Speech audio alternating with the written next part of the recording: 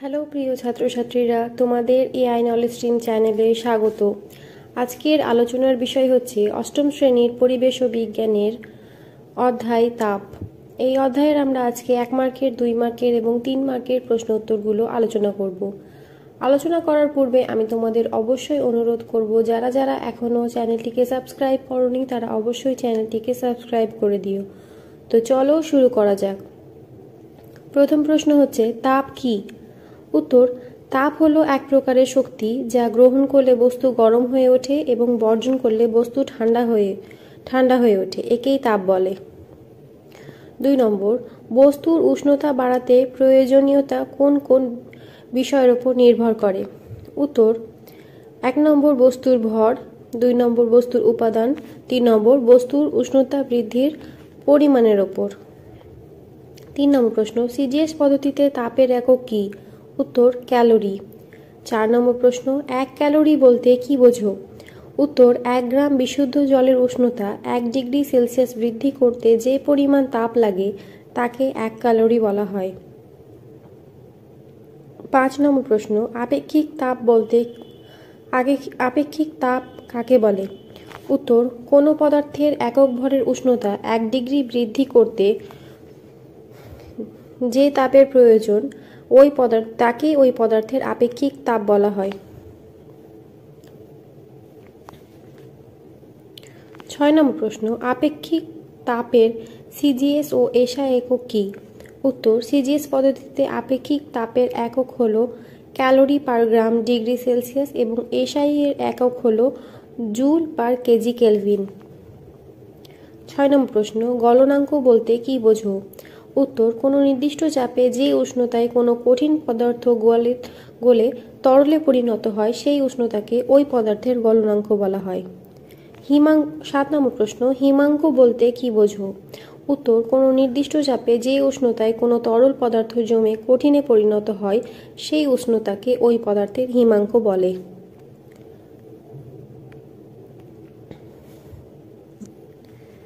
কয়েকটি পদার্থের গলনাঙ্ক ও হিমাঙ্ক। পারদের গলনাঙ্ক -39.5 ডিগ্রি সেলসিয়াস, হিমাঙ্ক -39.5 ডিগ্রি সেলসিয়াস।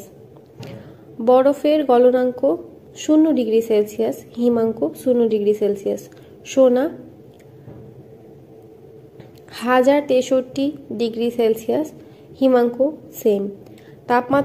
তাপমা 1083 ডিগ্রি সেলসিয়াস, হিমাঙ্ক 1083 ডিগ্রি সেলসিয়াস। ঢালাই লোহা 1200 ডিগ্রি সেলসিয়াস, হিমাঙ্ক 1200 ডিগ্রি সেলসিয়াস। 9 নম্বর প্রশ্ন, কঠিনীভবন বলতে কি বোঝো? উত্তর, তরল পদার্থ তাপ বর্জন করে যখন কঠিনে পরিণত হয় সেই ঘটনাকে কঠিনীভবন বলা হয়, যেমন জল জমে বরফে পরিণত হওয়া। 10 নম্বর প্রশ্ন, হিমাঙ্ক বলতে কি বোঝো? উত্তর, কোনো নির্দিষ্ট চাপে যে উষ্ণতায় কোনো তরল পদার্থ জমে কঠিনে পরিণত হয় সেই উষ্ণতাকে ওই চাপে ওই পদার্থের হিমাঙ্ক বলা হয়। 11 নম্বর প্রশ্ন, কয়েকটি পদার্থের নাম লিখো যাদের কোনো নির্দিষ্ট গলনাঙ্ক বা হিমাঙ্ক থাকে না। উত্তর, কাঁচ, মাখন, চর্বি, মোম, পিচ প্রভৃতি। 12 নম্বর প্রশ্ন, 2 টুকরো বরফকে একসঙ্গে কিছুক্ষণ চেপে ধরে রাখলে তারা জোড়া লেগে যায় কেন? উত্তর, 2 টুকরো বরফকে চেপে ধরলে বরফ টুকরো দুটির সংযোগস্থলে চাপ বৃদ্ধি পায়, ফলে ওই অংশে বরফের গলনাঙ্ক কমে যায়, তাই বরফ গলে জল হয়। আবার যখন চাপ সরিয়ে নেওয়া হয় তখন বরফ টুকরো দুটির সংযোগস্থলের গলনাঙ্ক পুনরায় বৃদ্ধি পায় এবং গলে যাওয়া অংশ পুনরায় বরফে পরিণত হয়, ফলে বরফের টুকরো দুটি জোড়া লেগে যায়। 13 নম্বর প্রশ্ন, হিম মিশ্র কাকে বলে? এর ব্যবহার লেখো। উত্তর, কখনো কখনো একাধিক পদার্থের মিশ্রণ দিয়ে খুব কম উষ্ণতার সৃষ্টি করা হয়, ওই মিশ্রণগুলিকে হিম মিশ্র বলা হয়। যেমন 3 ভাগ বরফ ও 1 ভাগ লবণ মিশিয়ে যে হিম মিশ্র পাওয়া যায় তার উষ্ণতা -23 ডিগ্রি সেলসিয়াস। হিম মিশ্রের ব্যবহার: মাছ মাংস সংরক্ষণ কুলপি, আইসক্রিম প্রভৃতি তৈরি করতে এবং বৈজ্ঞানিক পরীক্ষার কাজে নিম্ন তাপমাত্রা সৃষ্টির জন্য হিম মিশ্র ব্যবহার করা হয়। 14 নম্বর প্রশ্ন, বরফ গলনের লিন তাপ 80 ক্যালোরি পার গ্রাম বলতে কি বোঝো? উত্তর, বরফ গলনের লিন তাপ 80 ক্যালোরি পার গ্রাম এর অর্থ প্রমাণ বায়ুমণ্ডলীয় চাপে 0 ডিগ্রি উষ্ণতায় 1 গ্রাম বরফকে 0 ডিগ্রি উষ্ণতায় 1 গ্রাম জলে পরিণত করতে 80 ক্যালোরি তাপ প্রয়োগ করতে হবে। 15 নম্বর প্রশ্ন, বাষ্পীভবন বলতে কি বোঝো?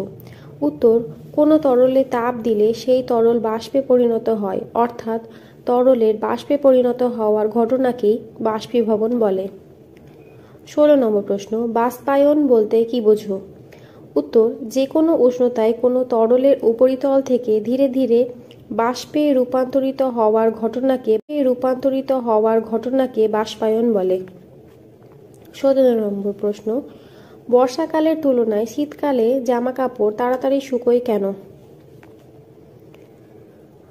উত্তর, বর্ষাকালে বায়ুতে জলীয় বাষ্প বেশি থাকে, কিন্তু শীতকালে বায়ুতে জলীয় বাষ্প কম থাকে। ফলে শীতকালে ভিজে জামা কাপড় থেকে জল তাড়াতাড়ি বাষ্পীভূত হয়ে যায় বলে ভিজে কাপড় তাড়াতাড়ি শুকিয়ে যায়। 18 নম্বর প্রশ্ন, বাষ্পায়ন কোন কোন বিষয়ের উপর নির্ভর করে? উত্তর, বাষ্পায়ন যে সকল বিষয়ের উপর নির্ভর করে সেগুলি হল: 1. যদি তরলের উপরিতলের ক্ষেত্রফল বেশি হয় তবে বাষ্পায়ন দ্রুত হয়। 2. তরলের উষ্ণতা বেশি হলে বাষ্পায়ন দ্রুত হয়। 3. তরলের ওপর বায়ু চলাচলের ব্যবস্থা থাকলে বাষ্পায়ন দ্রুত হয়। 4. তরলের প্রকৃতির ওপর বাষ্পায়নের হার নির্ভর করে। 19 নম্বর প্রশ্ন, হাতে স্পিরিট বা ইথার ঢাললে খুব ঠান্ডা বোধ হয় কেন? উত্তর, হাতে স্পিরিট বা ইথার ঢাললে ঠান্ডা লাগে কারণ স্পিরিট বাষ্পায়নের জন্য প্রয়োজনীয় লিন তাপ হাত থেকেই গ্রহণ করে, ফলে হাতে স্পিরিট ঢালা অংশ ঠান্ডা হয়ে যায়। 20 নম্বর প্রশ্ন, গ্রীষ্মকালে কুকুর জিভ বার করে লালা ঝরাতে থাকে কেন?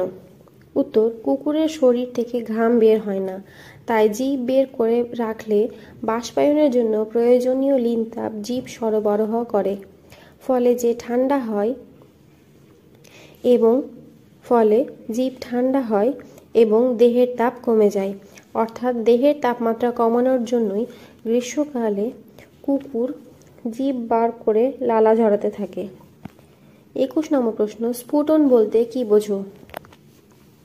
উত্তর, একটি নির্দিষ্ট উষ্ণতায় তরলের সমগ্র অংশ থেকে অতি দ্রুত বাষ্পীভবনের প্রক্রিয়াকে স্ফুটন বলা হয়। 22 নম্বর প্রশ্ন, স্ফুটনাঙ্ক বলতে কি বোঝো? উত্তর, যে নির্দিষ্ট উষ্ণতায় কোনো বিশুদ্ধ তরলের স্ফুটন শুরু হয় ও যতক্ষণ স্ফুটন চলে ততক্ষণ ওই উষ্ণতা স্থির থাকে, সেই উষ্ণতাকেই ওই তরলের স্ফুটনাঙ্ক বলে। 23 নম্বর প্রশ্ন, তরলের স্ফুটনাঙ্ক কোন কোন বিষয়ের উপর নির্ভর করে? উত্তর, তরলের স্ফুটনাঙ্ক যেসব বিষয়ের উপর নির্ভর করে সেগুলি হল: 1. তরলের প্রকৃতি। 2. তরলে দ্রবীভূত পদার্থের উপস্থিতি।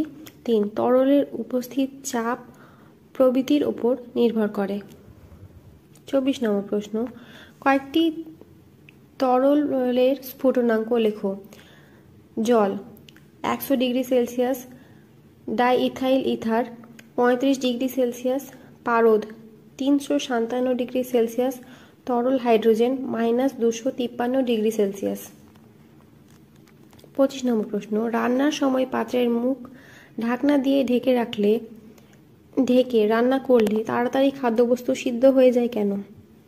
উত্তর, পাত্রের ঢাকনা ঢেকে রান্না করলে পাত্রের জলীয় বাষ্প বাইরে বের হতে পারে না, ফলে পাত্রের জলের স্ফুটনাঙ্ক বেড়ে যায় এবং বেশি তাড়াতাড়ি জল ফুটতে শুরু করে, ফলে খাদ্যবস্তু তাড়াতাড়ি সিদ্ধ হয়।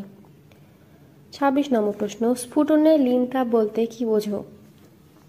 উত্তর, উষ্ণতা স্থির রেখে স্ফুটনাঙ্কে কোনো তরলের একক ভরকে বাষ্পীভূত করার জন্য যে তাপের প্রয়োজন সেই তাপকে ওই তরলের স্ফুটনের লিন তাপ বলা হয়।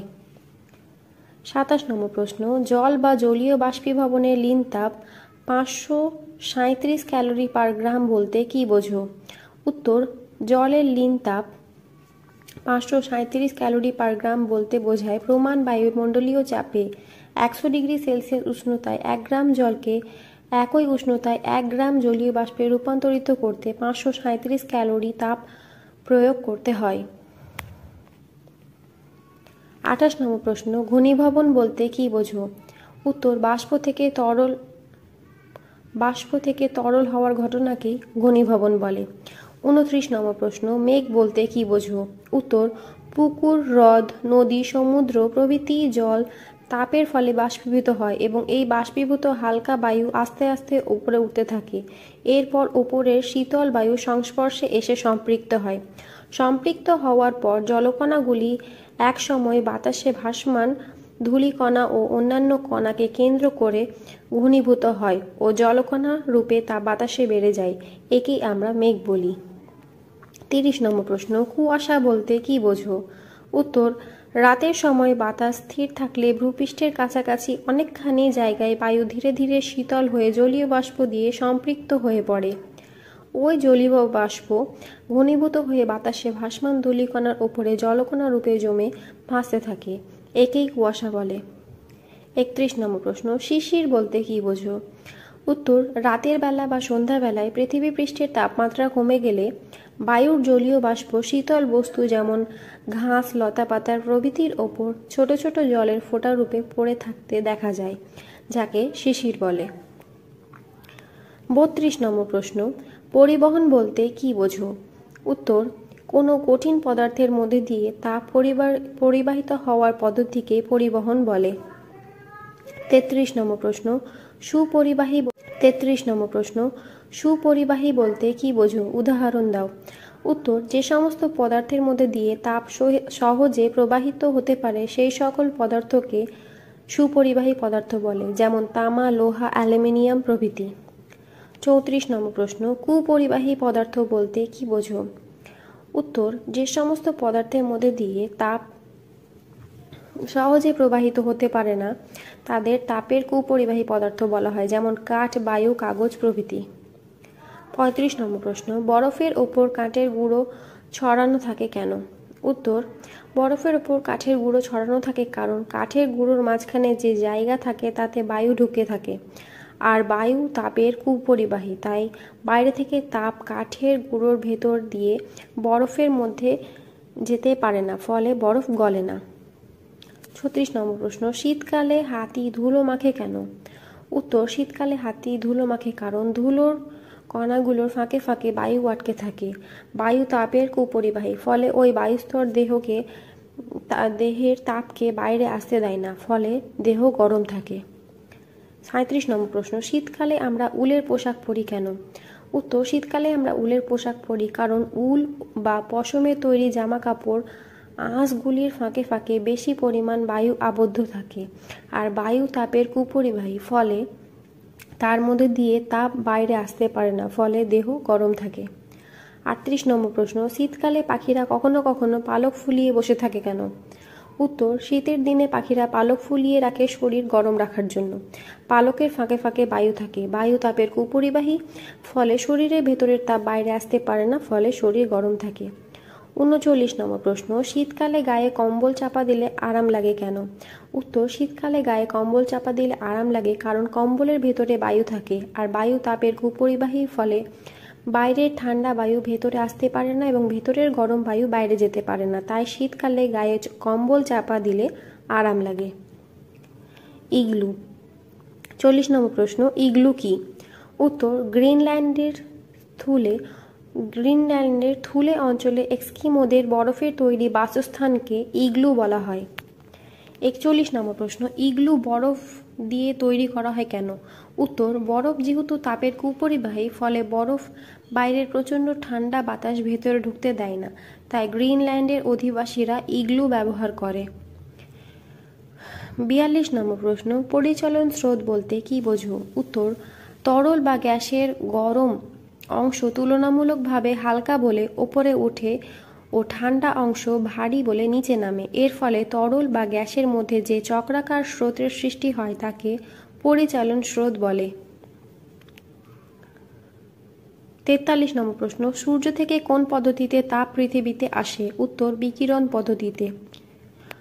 44 নম্বর প্রশ্ন, বিকিরণ বলতে কি বোঝো? উত্তর, যে প্রক্রিয়ায় তাপ উষ্ণ বস্তু থেকে অপেক্ষাকৃত কম উষ্ণ পরিমণ্ডলে ছড়িয়ে পড়ে ও ছড়িয়ে পড়ার জন্য কোনো মাধ্যমের প্রয়োজন হয় না তাকে বিকিরণ বলে।